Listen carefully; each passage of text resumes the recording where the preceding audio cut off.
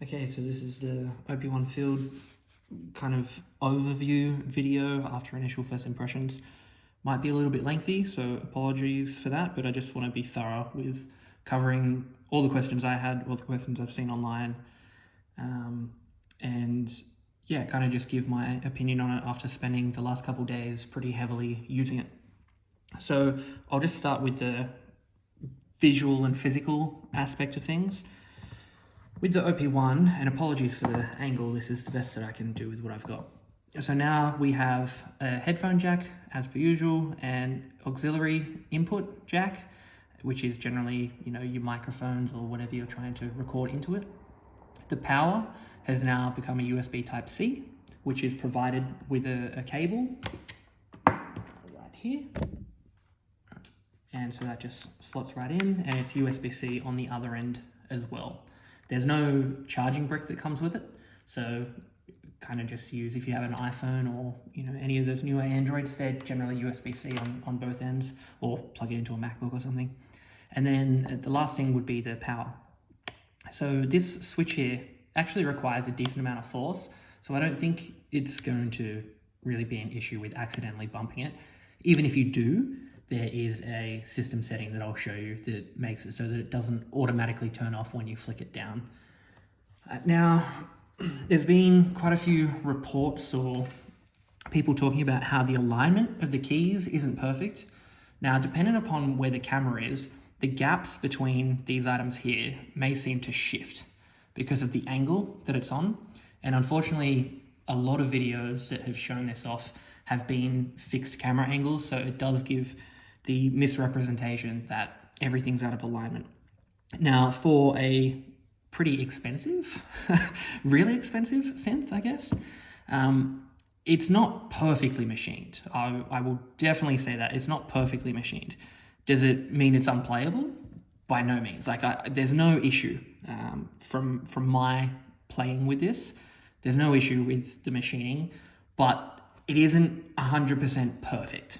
And to sort of showcase that, and I don't know how well this will come up on the camera, but for example, if we just look at the volume knob here, I'll try and bring this as close as I can, you'll see that it's quite close to the edge here, but on this side, it's a little bit off. You can see around the top and to the right, the gap is larger than at the bottom. So you'll get these sorts of issues where, and I don't know if this will show up as well, but the same sort of thing here with this orange one. The gap at the bottom is larger than it is at the top. I'll try and tilt that to show that as best as I can. So you do have issues like that, and that might annoy some people. To me, it doesn't matter. The knobs work. There's no problem with them at all. So, it's not a problem. Something that was pointed out to me that I didn't notice on my unit was actually this key here, third from the left. When looking at it from the bottom, it's slightly misangled. And I wanted to try and work out what that was. Was it that the keys lodged differently? Like how does this work? So I've actually moved the key now to this far right-hand side. And so hopefully when I bring this across, and I'll try and get this as flat as I can, you'll see this key is aiming down. Now, it's not as noticeable when it's not in the third position, but it is aiming down to the right-hand side. So the keys actually come off the exact same way as the previous model, and I'll just show you with the spudger thing. Get a better angle on this. You go under from the left-hand side, and you just lift up until it clicks, and then you can take it out. So there's a metal hinge here on the bottom, and then you have the butterfly clip here, which is similar to the older model of the MacBook keyboards, actually. And it's still the rubber dome mechanism, no velocity sensitivity. But I'll also lift this one up because these were the keys that I actually swapped. And you'll see that underneath they look pretty much the same.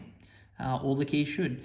But I think that there's a slight manufacturing issue with this one where the bar sits higher on this side than it does on the one on the left hand here. And that's what's causing it to tilt further down.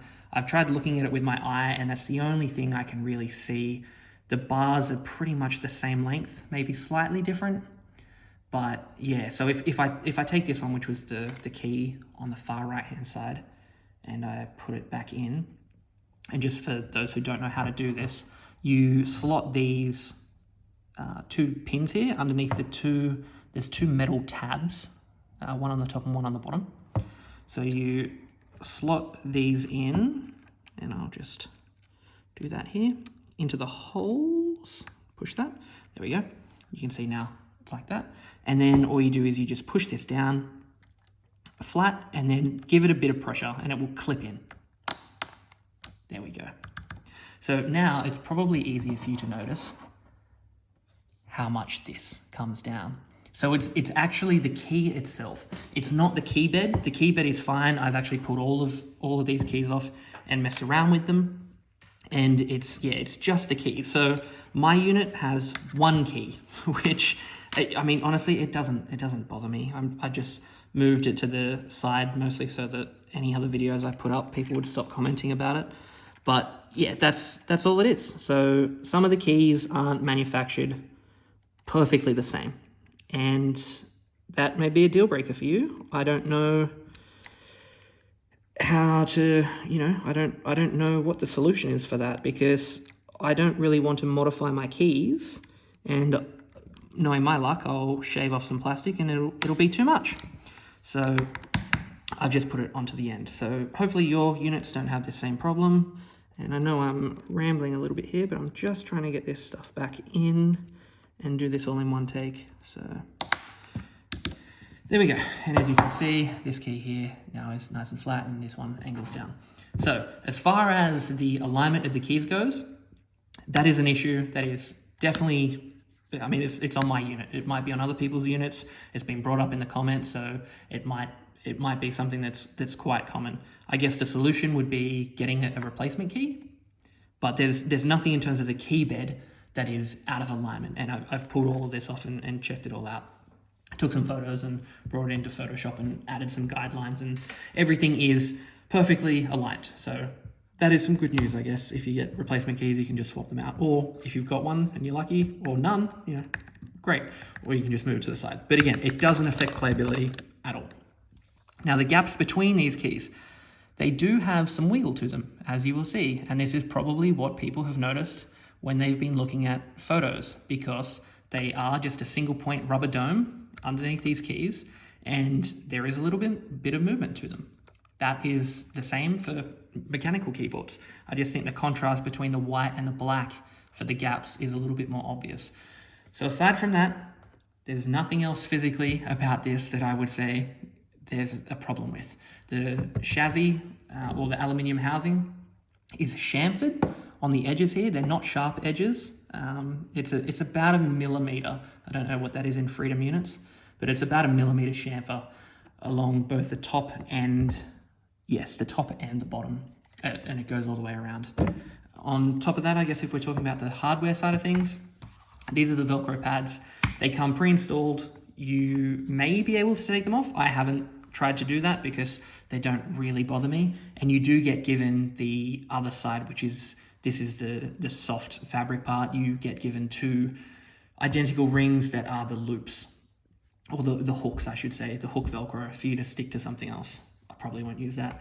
These rubber feet, I believe they're rubber feet. They feel like they're rubber. They may be silicone, but yeah, pretty sure they're rubber. And it's the same material, I believe, as this base here. Although that may be rubber and that may be plastic. It's a bit difficult to tell. The grill here, nothing can fall into this. There's a black mesh. I don't know if that'll come through on the camera, but there's a black mesh through this. This is where the speaker sound also comes out of, instead of just on the top. And it seems to have added quite a significant amount of bass to the speaker array that they have. So that's good. Aside from that, I think it is just the fact that now the microphone hole is a single hole. I believe on the old one it was 4 holes. The microphone sounds great. The speaker sounds a lot better. This here isn't a button. It's either the receiver or the transmitter for the radio. Or it could be for the Bluetooth. I'm not 100% sure, but it's where that sits, from what Tobias said in the Superbooth videos. And then around here, right in the middle, between the D, I believe that's a D, and the E key. That is also another antenna. I don't know what that's for, but it's only visible on the bottom of it. So that's the hardware side of stuff. There's nothing new to report about that except for, you know, the colors. The screen itself is a different screen, but yeah, that's it. So let's turn it on. I would recommend updating to whatever the latest firmware is when you get yours, if you get one.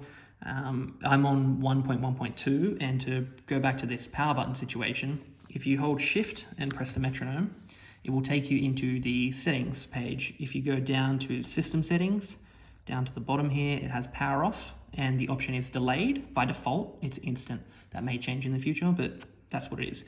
If you change it to delayed, when you turn the power off, you get this power off screen, which gives you about 6 seconds to flip the power back on, and it won't turn the machine off. So if you do bump it and you're looking at the screen, you have 6 seconds to turn that off. Now, that doesn't mean that you have to wait 6 seconds before it turns off. If you have delayed on, you can also press, as it says here, the COM button for instant off. So if you want it to very quickly turn off, but still have that safety switch there, I guess, for the delayed power off, turn it off, hit the COM button, OP-1's off. So that's that. Now, I guess one of the biggest things is the tapes. What limitations, what freedoms do we have with that now? So previously you could only have one project because there was one tape. Now there's 4 tracks, 1, 2, 3, 4, but there was only one tape. You could record to the album, but then you couldn't really edit what was on the tape and all these sorts of things. So for all, you know, intents and purposes, it was a single project on your OP-1 at one time. You could do some tricks and put different, I guess, projects on further down the tape because it's a 6-minute tape with 4 tracks. So 4 6-minute tracks per tape. But now we have the option to hold shift and go into the tape mode. And now we have a bunch of new stuff. So the Studio 4-track is the equivalent to the previous OP-1, or the original OP-1, I should say. With the Studio 4-track, it is the highest quality tape that they have. Now you'll also see reels. I'll come back to that in a minute. You can change the tapes that you're using. So this is the Studio 4-track. You can see that the duration is 6 minutes. The type is 4-track. This is the stereo symbol, and then it says studio, which I believe it's just a tag. Then if we scroll down, we have the vintage 4-track, which is very similar to the Studio 4-track. It just has a, you know, vintage sound. Same thing, 6 minutes, 4-track, stereo, vintage tag. You had the Porta 4-track, which is a cassette, also 6 minutes, 4-track, stereo, and it's got chrome as its tag. And then the last one is the Disc Mini, which is a disc, and it's 6 minutes, 4-track, stereo, and digital.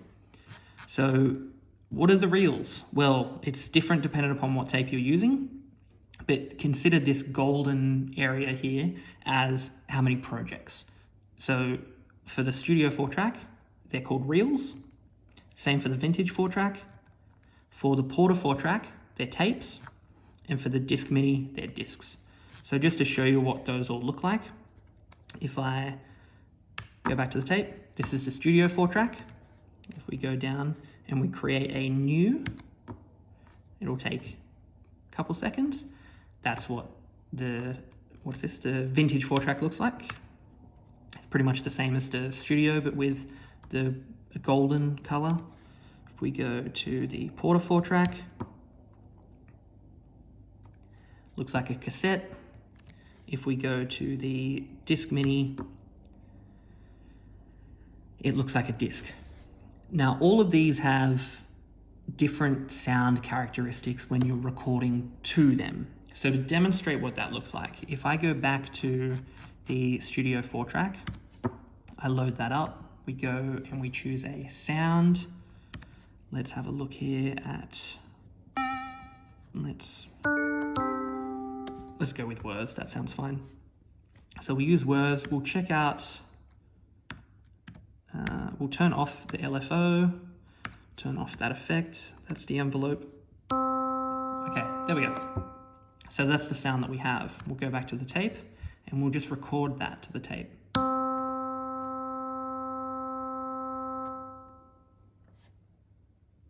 So that's what that sounds like on this tape. Just to play that back again.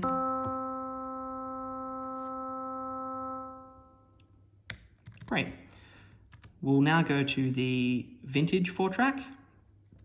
We'll load this one up and we'll do the same thing. And we'll try and keep that as the same note. I believe it was the C. Let me just check that. Shouldn't have. Yeah, cool. So it's C. Go here, load this up.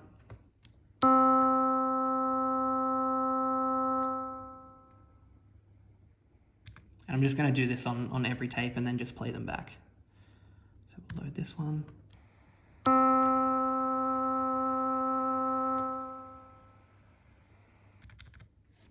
We'll now go to the mini disc, or disc mini, sorry.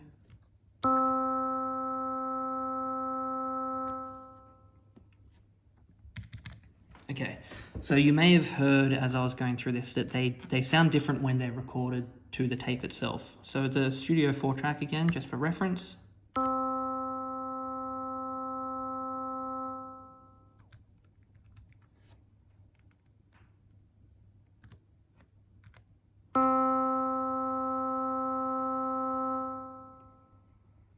That was the vintage 4-track. You can hear some characteristics of the sound have changed compared to the studio.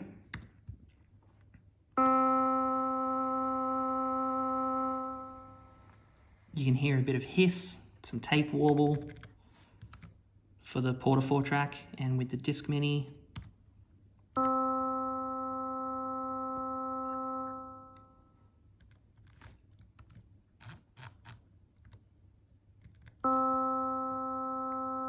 Okay, so there's a slight change in the disc mini sound itself.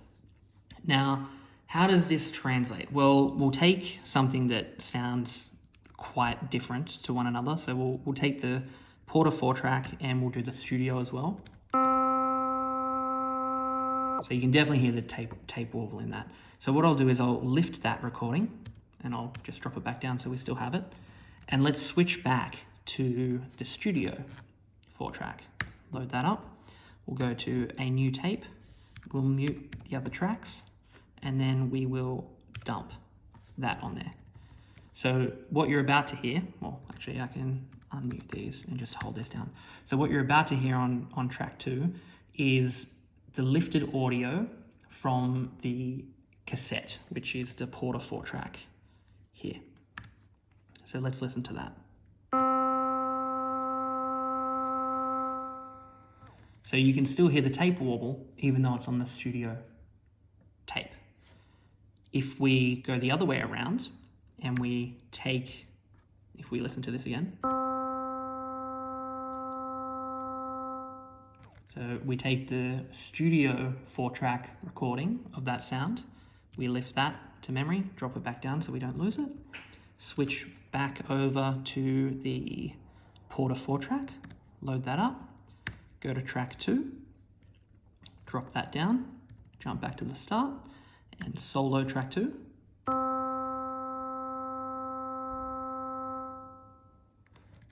You'll hear that there's no tape warble. So I'm just doing this to demonstrate the fact that when you are recording to tape, the sound that gets recorded to the tape is baked in during the recording. So I guess the simplest way that I can explain that is when you're on the Studio 4-track and you record something to the Studio 4-track tape, it will sound as clear as it can because this is the cleanest recording tape that you can use. But if you lift anything that's on this tape and you drop it onto any other tape, it will not get the new tape's characteristics. It is what has been lifted is what gets dropped onto the new tape. The only time that the tape actually affects the audio is when it's being recorded to the tape. So if you like the Porta track, the Porta 4-track, you like the warmth that it has, you will need to record what you want to this tape From that point onwards, you can then lift it and bring it to the Studio 4 track if you want to, continue working on that sound on the Studio 4 track. So that's how the tape sound or the emulation works. Whatever's recorded, that's when you get the sound. Lifting and dropping it elsewhere, you will take whatever the source emulation was when it gets dropped. Hopefully that makes sense. Hopefully that clears up how this works. Something else that changes slightly is if you are in the Studio 4 track, for example, and let's mute the other tracks and we're just listening to the original audio. As you play, you can still reverse. You can still do tape stop. You can also stutter. And you have your loop in and loop out points as you previously did, with the same thing being that if you shift and press in, go across, not shift. If you just press number 1, which is in, hold shift, press the arrows to jump across, hit out, you're now in your loop. So your loop exists. And you can toggle your loop on and off. You can also hold shift, hit the arrow that you want to jump between different sections, just like the original OP-1. Let's go back here, turn the loop off. So that's on the Studio 4 track. If we go to the vintage 4 track and we load that up,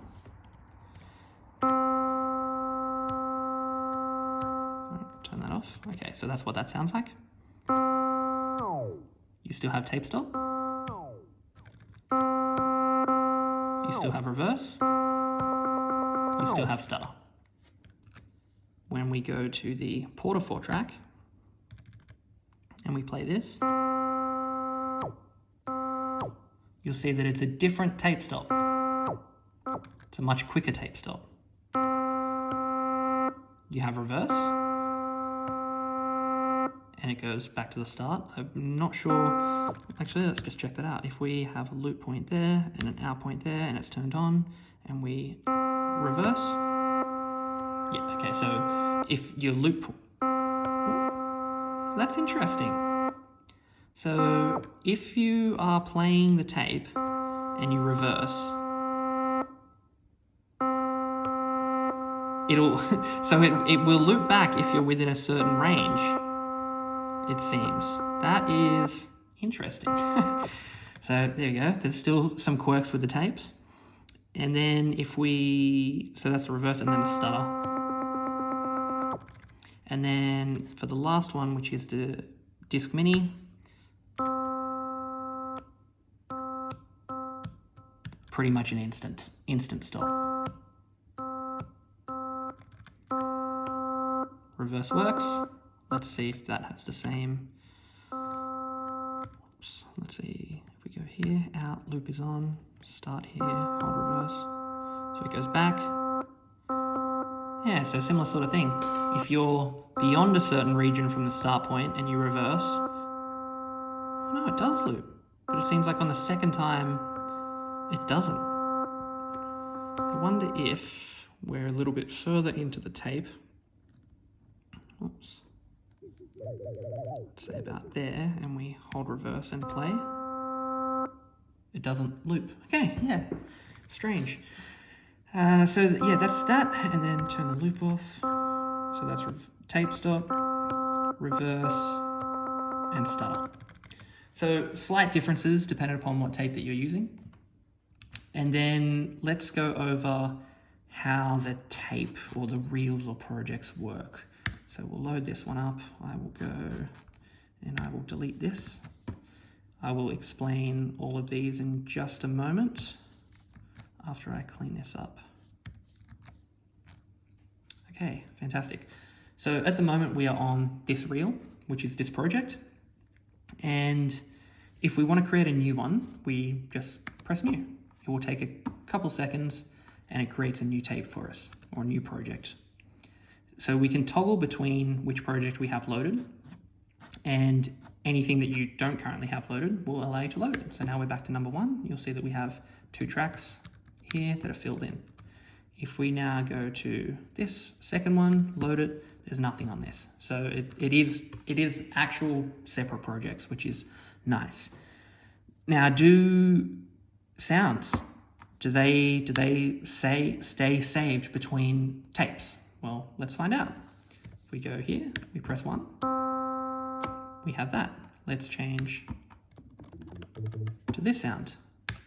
We will now go back to the first reel. No, so it's just a tape. The tape is the only thing that gets switched out in the project. So it's not a snapshot saving of the entire setup of the OP-1 at that point in time. It is just the content that is on the tape. Handy to know. So if we want to create another reel, we can create another reel, and we can do this up until 8 total reels. Now that is 8 across the entire machine of all the tapes. You can't have 8 on the Studio 4-track, 8 in the Vintage 4-track, 8 in the Porter, 8 in the Disc Mini. You can have a total of 8. So if we have 3 here, it means that we have another 5 that we can use on the other tapes.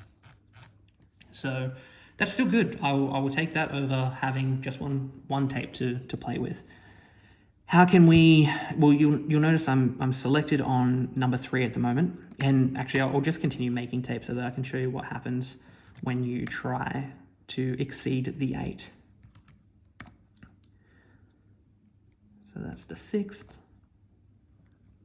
7th, 8th. So now the new doesn't do anything. It's actually grayed out slightly. And when you change between, you can't do anything with that. Now, if you load a tape, so let's load the very first one, the only option that you will be given is to erase that tape. And this is to make sure that you always have at least one tape on the machine.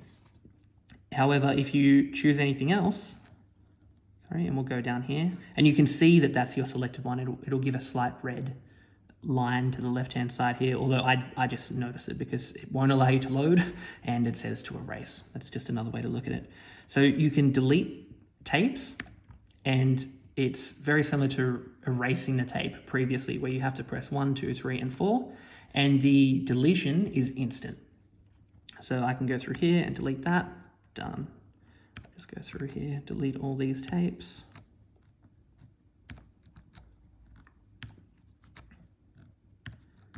Done. So I hope that covers how the tape works, how it saves all the effects and stuff.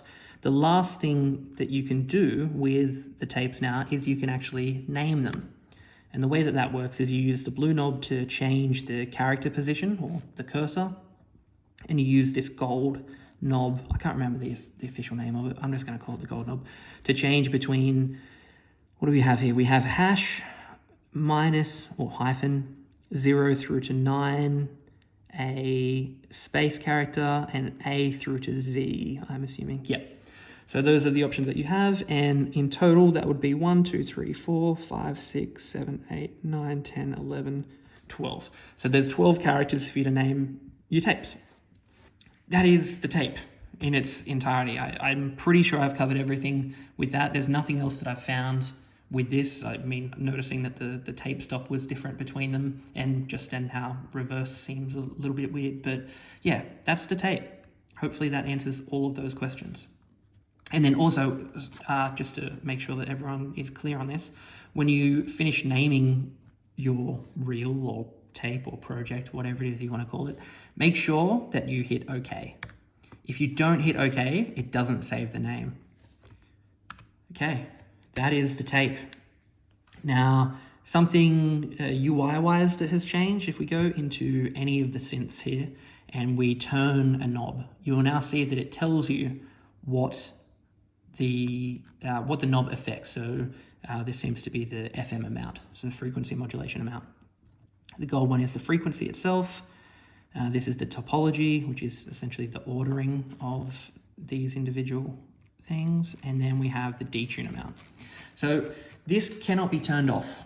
If you're coming from the original OP-1, you've never seen these before, you may have worked out what each knob does, or you've gotten the OP-1 cookbook. I think it's called the cheat sheet now, actually, by Synth But yeah, now Teenage Engineering tell you exactly what each knob does. That may annoy you. don't look at it. That's the only option you have at the moment. If you go into the settings, there's nothing in here to turn off the UI for that. So another way to get that to pop up without changing the value is just by clicking it in. Oh, and that's something that I didn't cover and should have covered before. The buttons, it is the entire encoder that clicks. It's not just the top. Well, the top actually doesn't click. It's the entire encoder. So it is very similar to the original OP-1 where they would click in. But I think the only place that was actually used was on the FM tuner for the green knob. If you press that, it would auto seek to the next radio band that it got a signal on. So yeah, all of these do something now, which is show you what the parameter is. In other areas, if we go into the, I'm very sorry for that. If we go into the recording section on the radio here, you'll see that it's 93.1. If I press down, it's seeking to the next radio station. So that's how that works. Let's go back to the tape and turn that off. Okay, so what else is new with the sounds? Well, or the synth engine. I'll move that back into view a little bit better. Apologies. So it's still Shift and then 1 to open up your project. Open up your presets. It's the blue dial to go between the different, the synth engines themselves. There's a new one now called Dimension. A lot of the presets here are familiar. There are some new ones. I believe some old ones have been removed as well. I'll have to check my sheet, but I'm pretty sure some of the older ones have been removed. But the good news is, and I've tried this, you can take the older OP-1 patches and you can bring them across to here and they will work exactly the same. They sound a little bit better actually because of the 32-bit audio that's running all the way through this, which is cool. Although if you're after more of like the lo-fi aesthetic that the original OP-1 had, I guess maybe use a different tape emulator. Yeah, I'm not too sure. I've been doing pretty clean sounds with this. So yeah, the only new synth engine is, well, I shouldn't say the only new synth engine. It's a new synth engine.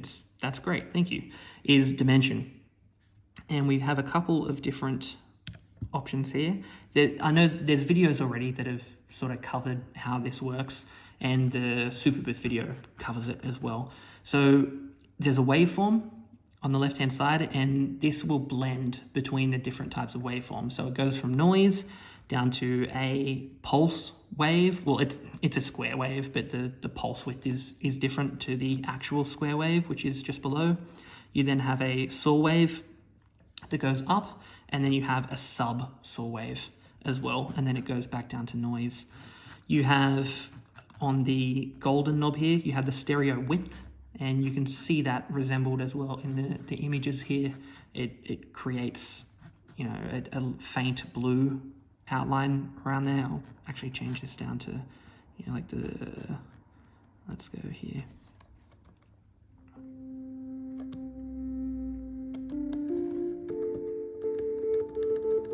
And so as we cycle through,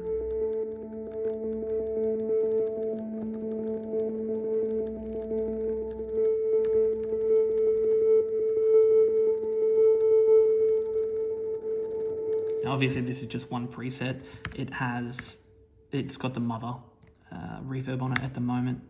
So if we turn that off and just listen, that's what it sounds like. It's got quite a bit of noise in it because we're on the noise. So obviously we can change to hear some different noises. Holocene. We are getting no volume out of Holocene. That's a little bit concerning. Let's find out why that is. Is it that it's pitched down a lot? Let's go to the tape. Okay, that's a first. The Holocene synth does not seem to be working. Well, the Holocene preset, I should say. Yeah, that's... Oh, there we go. Ah, my apologies. The filter frequency was all the way down, which is obviously going to cut out everything. Cool. So yeah, it does work, but that's strange because I have not changed that preset. Also, something that you can do is with the presets themselves, if you go back into here, and I believe it's if you hold, if you shift and then press the synth, it will reset the preset back to it. So it's 30 hertz. Okay, maybe this is just a very, very low sub that I cannot hear that at all through the speaker, and I'm not feeling any vibrations either. So yeah, you're learning along with me actually. So apart from that, we have like the frequency filter here, which is just your cutoff and your resonance.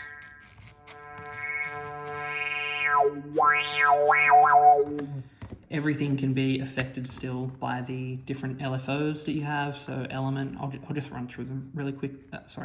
I will just run through them really quickly. So element's still the same. We have slightly different graphics for it.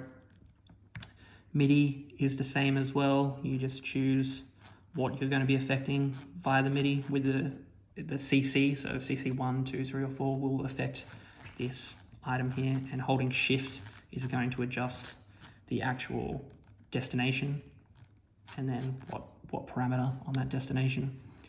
We have random again, which is still the same. The graphics are slightly different.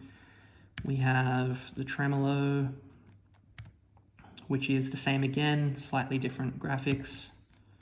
And when I say slightly different, I'm comparing it to the OP-1. Same thing with the value and the velocity. Yeah, so I've played around with most of these, and they all seem to be the same. Like with element, you can change the source to the gravity still, and I mean, we probably won't hear this affect anything at the moment because I'm not playing it. But yeah, the gravity still is in there with the accelerometer, so that's great.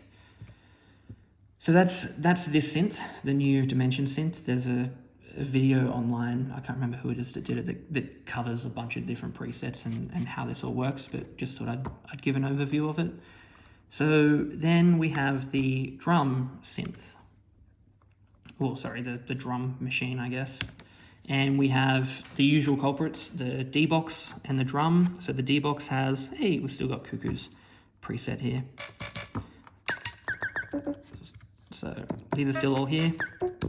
The D-box synth has gotten a little bit of an overhaul in terms of the graphics, as has everything really. Like the color coding's changed, some of the layouts, just to make things a little bit more visual now that they have this new screen. And again, shift and what synth you're in, whether it be the actual synth, the drum synth, or the sampler, will reset the current preset that you're on. Now, on top of that, I should probably show another thing. If you, and I don't think there are any on here, they're in the regular synth. So if you open up the synth and you hold shift, terrible demonstration here. Hold shift, open up your presets, and then hold shift again and press the synth. Was that what it is? What is going on here? Oh, no, sorry, my bad. It's shift and press 1. So if you hold shift and you press 1 when you're viewing your presets, this will show you the user presets, which are different from the factory presets. However, for the sampler, it also shows all the sampler presets. So this is handy for you to just find the presets that you've made. And I believe that was added in the 1.1.2 update. Sorry that took me so long to remember that keyboard combination. It's a new one, so yeah, just working on that. On top of that, here's the sampler. You have your start point, as per usual, being the far left. You have your end point with the far right. You have your loop start and your loop end. The new thing that they have is that if you press the blue in, it will actually zoom in the waveform for you. So you no longer have to hold shift and crank that to zoom. It just gives you a very quick, we're in, and now we're out. And same with the end point. Let's bring that to there, bring back out. And this works for all of the knobs, which is handy, just speeds up that workflow quite a bit. Now, if we are here, if we do shift, we still have the play direction that we can modify, so that plays forward, that plays in reverse. We can detune the synth, or the sample in this case. We can crossfade, and it is just crossfading, sorry, it's not really a crossfade, it's just a fade out of the end of the loop brace, and then you have the overall gain of the sample. If we go to the drum synth, however, and we go into the drum for the samples, and we'll bring up this.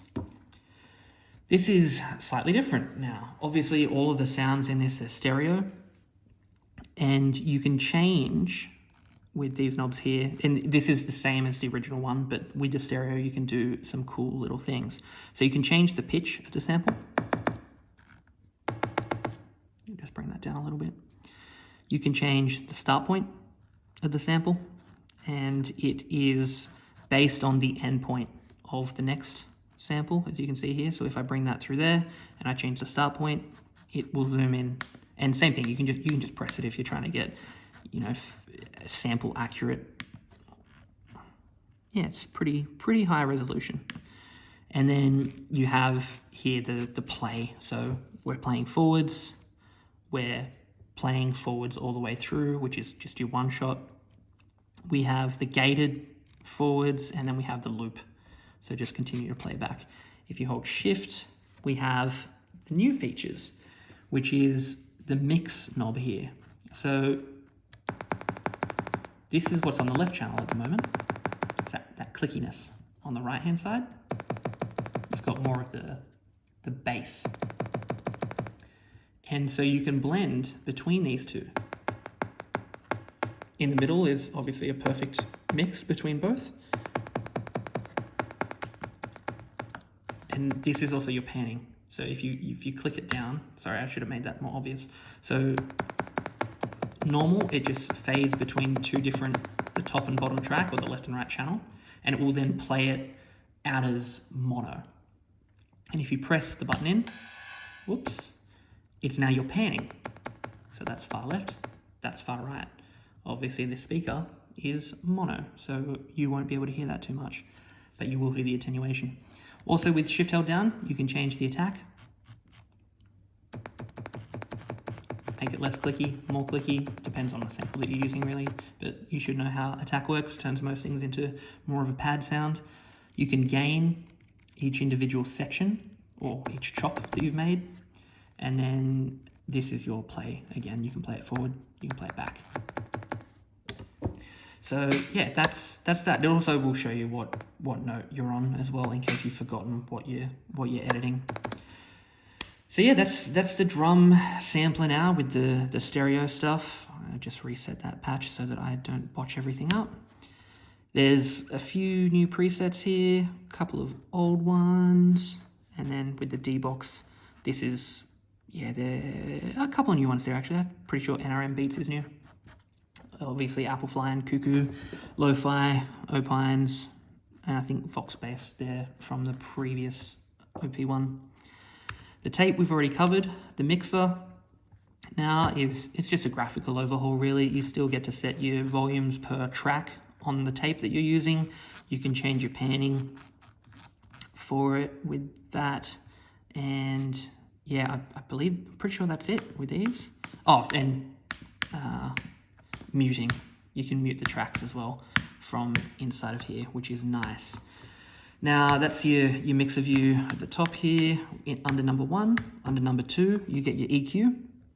It's very similar to the original one, and you can see that as you adjust the low, mid, and high, it will show you just how much you're affecting the overall sound in terms of Teenage Engineering's concept of cleanliness.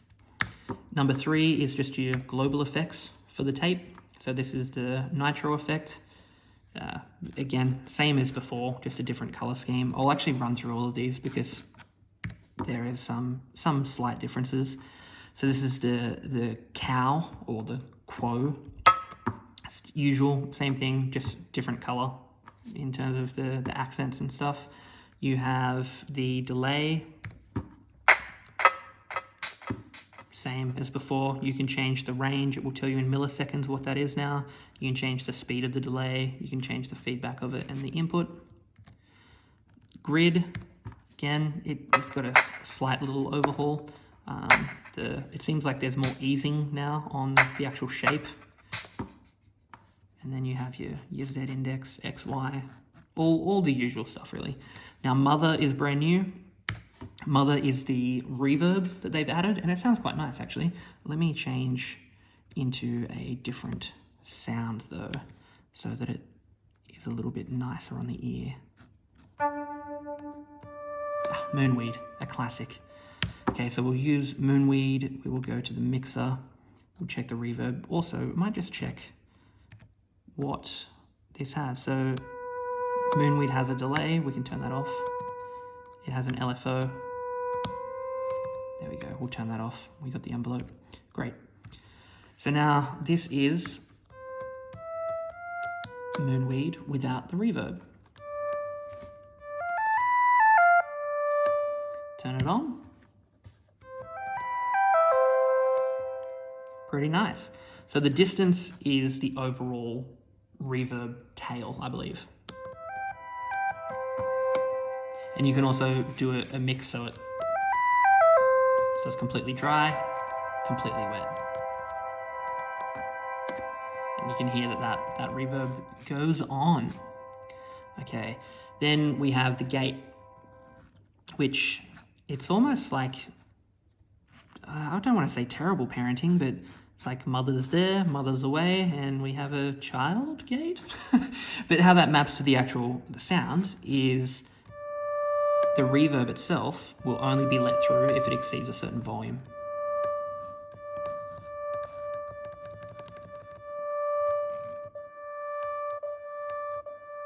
Yeah.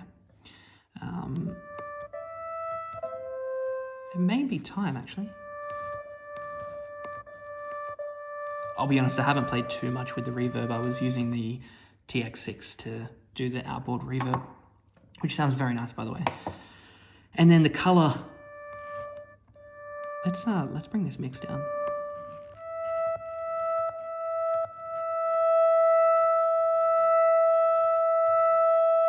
Okay, yeah. You can hear the change in that. I don't know if that'll come through on the speaker, but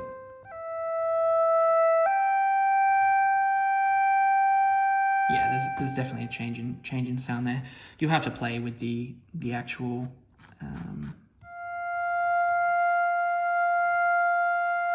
you have to play with what input you're running through this.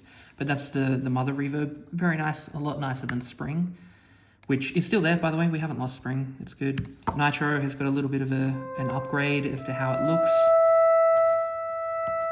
Still pretty similar, but yeah, you know, our classic Nitro. We've got the phone. Oof, those overtones. Okay, and then we've got Punch as our compressor.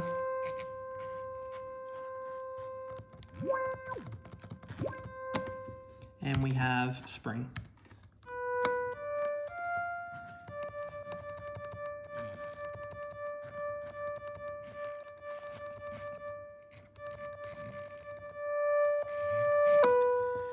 All right, so yeah, those are all the global effects.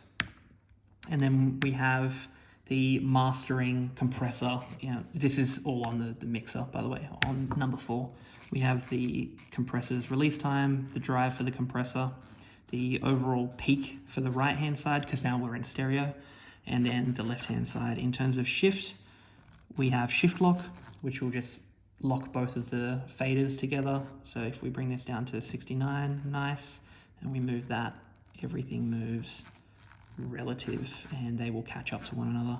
So let's see exactly how much this changes by bringing that down to 0.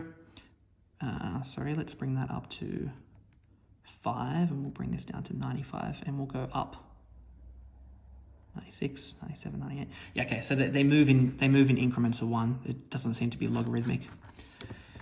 Nice.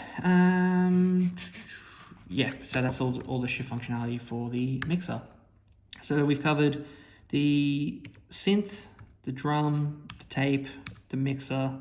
This is the help tool, which, I mean, we could have actually used this to run through how some of this stuff works.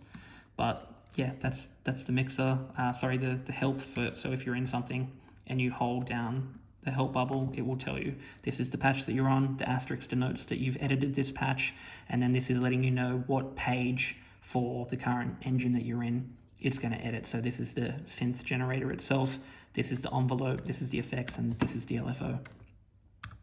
If we go and just tap the metronome, we get the usual, tap to get your tempo. We have your beat match options, MIDI sync, pocket operator sync. We have linking of BPM to the tape speed. What else? Beat match over MIDI, and what's that? Also the sequencer. And we also have free on the metronome. You can change the BPM there, and it will tell us how many beats. I believe that's beats per second. And then the tape speed is with the gray. CMS. I am not sure what that is. I think this may just be comparing it to different types of medium as to what the tape speed relates to.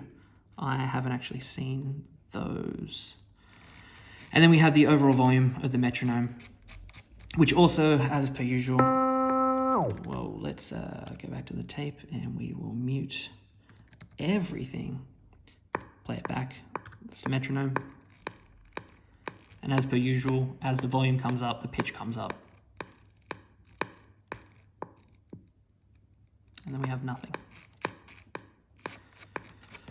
So that is the metronome. Shift metronome will bring us the system, well, they're not just the system settings, but the settings that happen to have system as the subheader. You can change the time and date for your clock. All of these are used for when you're creating a new tape. And I believe also for every new preset that you make from any of the synths, it will first take the time and date. In system, you can change the brightness. I've shown this off previously. If you use the gray knob here to turn the brightness down, the brightness will go all the way down to 10. It moves up in increments of 1 and caps out at 100. It doesn't translate that well on camera as to how readable the screen is. To be honest, I was sitting out in the sun with this most of the day today, and I didn't have any problem having this on 100% brightness. Again, I am quite familiar with how to get around the OP-1, but whenever I needed to see something, I could see it. You'll still get glare from the sun, but that's most screens, to be honest. My phone has the same issue. You can change the country, which is just for changing the FM broadcaster that is in this.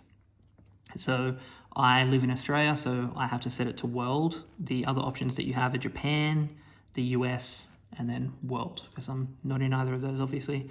The power option I covered before. When it's a delayed and you try and turn it off, it gives you this warning. You can turn it back on, or you can press the COM button to turn it off immediately. You also have the tuning. This is global tuning of everything. So if you wanted to transpose the layout of this down 1 semitone, you would then change the notes to be -1, and then your C would become a C sharp. No, we're going down. Your C, yeah, that's right. Your C would become a C sharp as it moved down. You can also detune by sense, and it's not just downwards, you can also go up, but this is the same as the original OP-1. Then with the battery, it will tell you how much charge is left of the battery, and the input limit as well, which you, like, there's no settings here that you can change. It's just letting you know the state of the battery and the maximum input that you can give it when you're charging it. Now, the user guide actually happens if you hold shift and you press the help. So if we go to tape and hold that, it will show you the tape options. If you hold shift and press it, it gives you the user guide. You can navigate through this with the red knob, and it will update the image on the left-hand side and give you a description as to what, the image on the left-hand side actually is and how to use it.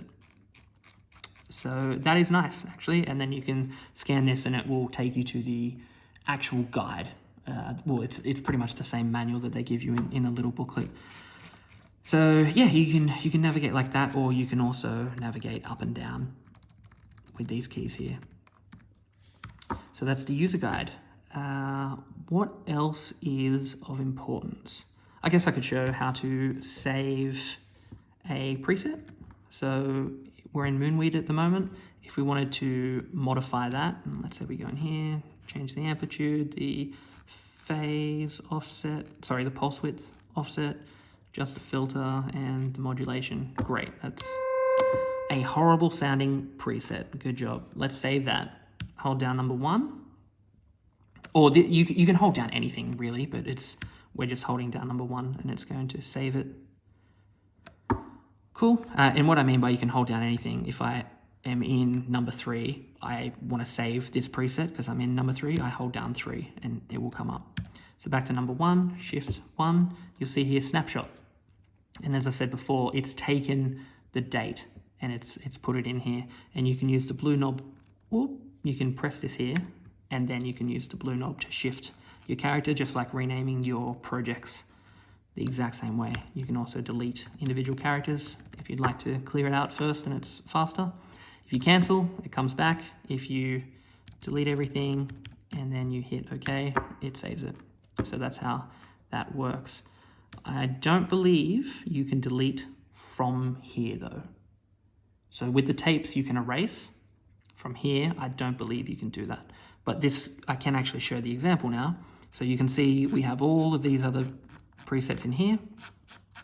If I hold shift and I press 1, they all disappear, except for the sampler, which I don't know whether that should show up because they are factory presets, but you know, they do at the moment. And there we go. We have a crash. Haven't had that yet. Interesting. Let's turn that off. Turn it back on. So it's obviously not perfect. Much like the original OP-1 had its quirks, this is still not completely ready to go. So let's try again. We can scroll through here and we've got our snapshot, but if I shift 1 and I scroll down, it crashes. Okay, so turns out that new feature that they've added is broken. Lovely. Okay, now, but essentially what that is supposed to do, by the way, just so that I don't skip past it, is only show you your user presets in the folders and not the factory presets. Now,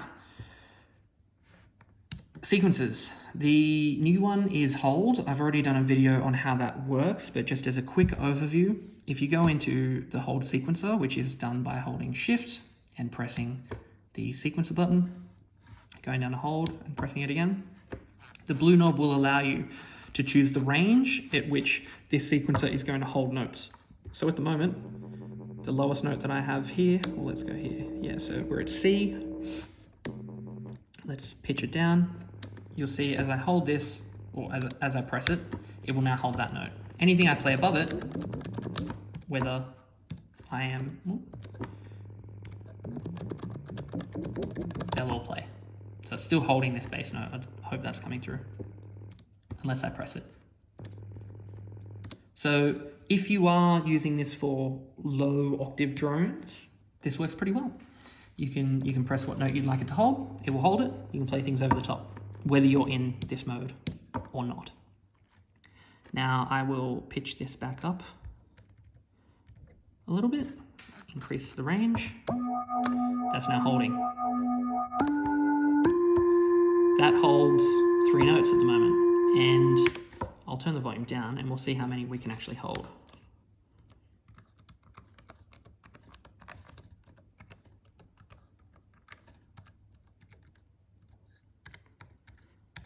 Okay, so that's the full octave range of the keyboard here. And if we bring that down an octave, should give us these notes here. So whilst you can hold every single note in the range, the OP-1 isn't this many voice polyphonic. Well, the polyphony of the OP-1 will not allow you to have that many notes going at once. I think that it was 10 note polyphony. I will have to check that. I'm pretty sure it's 10 note polyphony. Now, the other options that you have for this for this sequencer is you have poly and you have mono.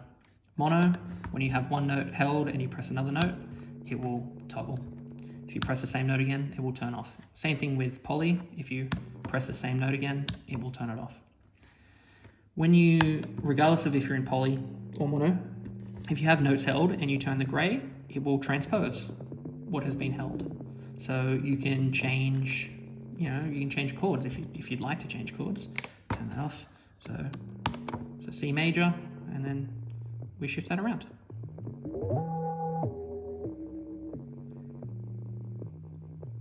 Lovely. And it will stay in key of C major. So that's nice. Now pressing the red button here, or orange button, whatever you want to call it, pressing it down will clear whatever's held. Rotating it will turn hold off. Turning it back on will do that. So you can either press it to turn it off, or you can rotate it and rotate it clockwise again to do the same thing. I just press the button. Check my other video and I go over a couple of things that I wish they changed about this just to make it a little bit more flexible, but it does the job. So that's the new ARP.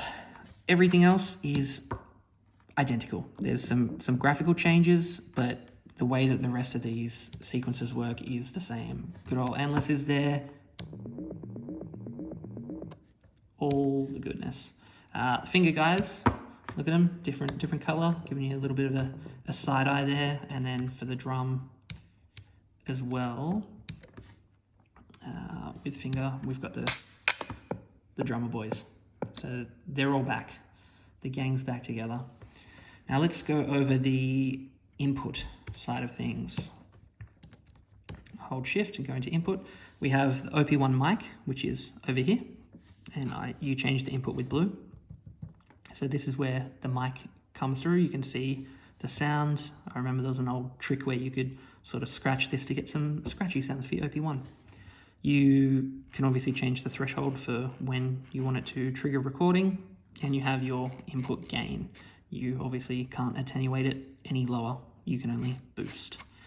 With the radio, it just cycles through different radio stations when you press it. This, however, you can attenuate the volume below 0, and you can boost it up to +16 and down -31.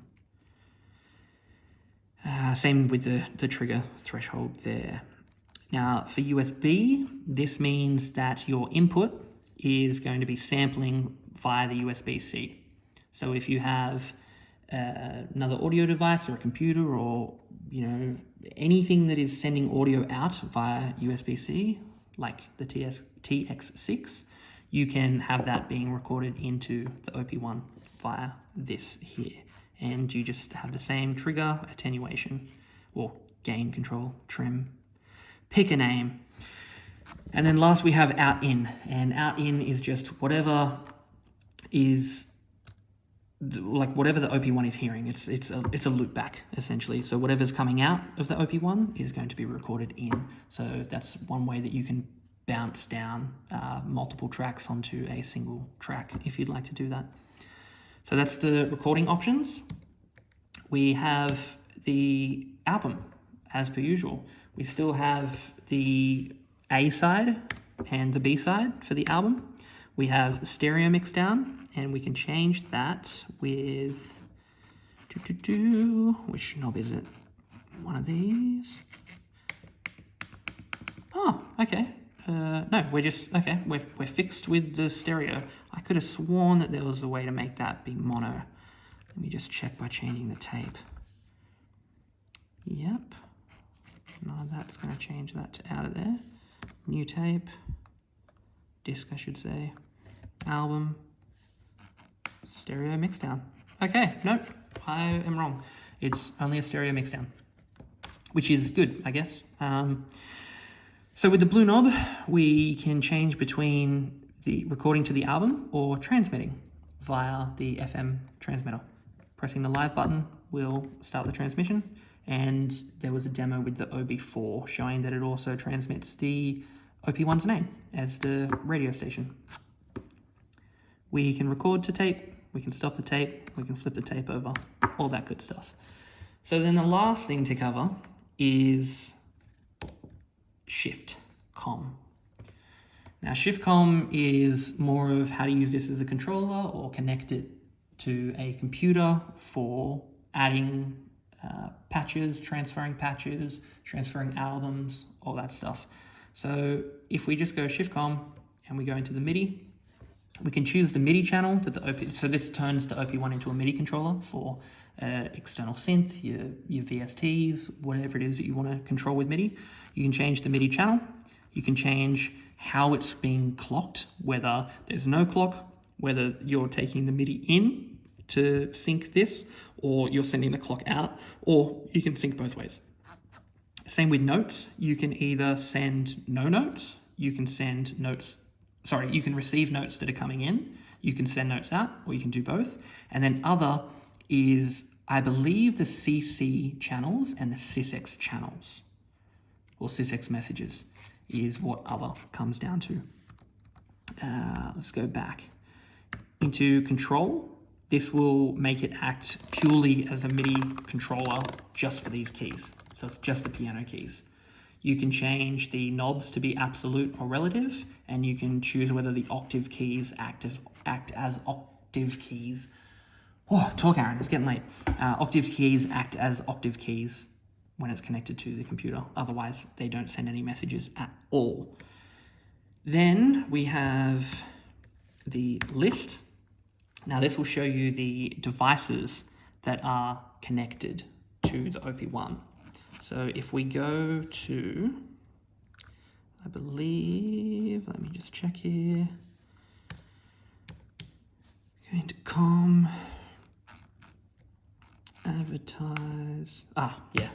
So when you're on the Shiftcom page and you click advertise, it is going to start broadcasting your Bluetooth of the OP-1 to connect to something else as a controller to send MIDI over Bluetooth. And when you press list, it is going to show you the devices that are connected via Bluetooth. It also shows the devices connected via hard, like MIDI over the USB port. Now, the last thing, and this was a little bit strange for me, MTP. So MTP will show up. Obviously, MTP is used for connecting to phones. I believe it's Android in particular, but I'm just going to plug the USB-C cable, or USB Type-C if we're being pedantic about it, into my MacBook. And you'll see now that it's showing the MIDI channel. Hang on, why is this not? Am I pressing the wrong knob here? Why is that not allowing me to turn off? Yeah, let's advertise. Oh, clicks. See, they've added what they actually do now. So yeah, if you press the orange or red button in, it will turn off the charging, which some people were having ground loop or noise interference. I haven't actually experienced that at all. So yeah, but that's where you can turn that off. Now, MTP will allow you to connect to a Android device, I believe it is. And if you hold Shift and press 4, it will mount the OP-1 field as a hard drive to your computer or, an external storage device. The difference is this takes a while. As you can see, it's like 6, 12, 18, and on my Mac at the moment, it's not showing the device at all. So it does take quite a bit of time for the OP-1 to mount to a device. I don't think it's a massive thing, but it's something that I noticed at least anyway. And for those who were asking, if I go get info, it is capacity. So it's a MS-DOS FAT16 format, and it is also a capacity of 267.9 megabytes. So that's the storage that we have at the moment. I can eject that, and that works. If I try and mount it as MTP, I don't believe that will show up on my Mac at all. No, it doesn't. However, MTP does mount very quickly by the looks of things. So that's it. That is my exhaustive overview of the OP-1's the OP-1 field's new features, old compatibility and stuff. Overall, really nice update.